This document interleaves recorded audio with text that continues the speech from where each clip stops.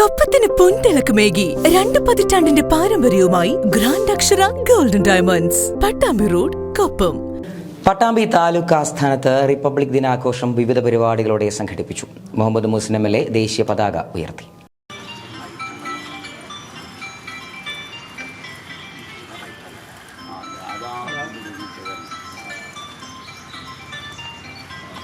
രാജ്യത്തിൻ്റെ 76ാമത് റിപ്പബ്ലിക് ദിനാഘോഷം വിപുലമായാണ് പട്ടാമ്പി താലൂക്ക് ആസ്ഥാനത്ത് ആഘോഷിച്ചത്. പട്ടാമ്പി മിനി സിവിൽ സ്റ്റേഷനിൽ നടന്ന ചടങ്ങിൽ മുഹമ്മദ് മുഹ്സിൻ MLA ദേശീയ പതാക ഉയർത്തി റിപ്പബ്ലിക് ദിന സന്ദേശം നൽകി. നമ്മുടെ രാജ്യം 76ാമത് റിപ്പബ്ലിക് ദിനം ആഘോഷിക്കുകയാണ്.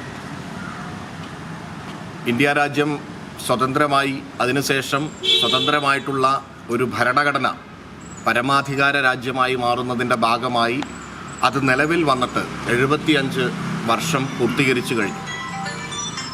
നമുക്കറിയാം, ബ്രിട്ടീഷുകാരിൽ നിന്ന് ഇന്ത്യ സ്വതന്ത്രമാകുമ്പോൾ ഇന്ത്യക്ക് സ്വന്തമായിട്ടുള്ള ഒരു ഐഡൻറ്റിറ്റി അതുണ്ടാകുന്നതിന് വേണ്ടി വലിയ പരിശ്രമത്തിൻ്റെ ഭാഗമായിട്ടാണ് ഇന്ത്യയുടെ ഭരണഘടന നിലവിൽ വരുന്നത്.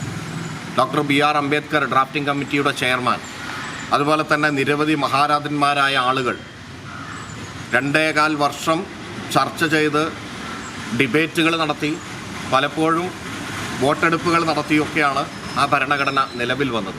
നമുക്ക് ഓരോ ഭാരതീയനും അഭിമാനിക്കാവുന്ന രീതിയിൽ ഈ രാജ്യത്ത് വൈവിധ്യങ്ങൾ ഉണ്ടാകുമ്പോഴും ഈ രാജ്യത്തെ ഒന്നാക്കി നിർത്തുന്നത് ആ ഭരണഘടനയുടെ മഹത്വമാണ്.